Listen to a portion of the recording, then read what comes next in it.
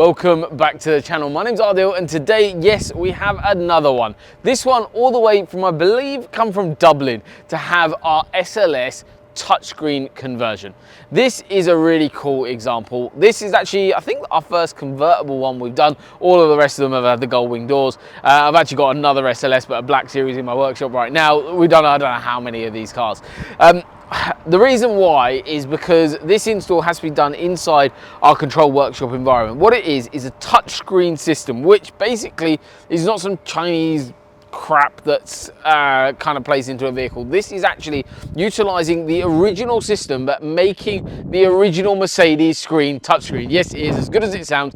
And also it adds in wireless Apple CarPlay, wireless Android Auto, utilizing the original Mercedes system. However, it's all then touchscreen. It gives you so much more functionality. It's all completely wireless. It's a really quick connection as well when you jump in the car to have it all wirelessly connected. We have obviously got a separate USB drive as well.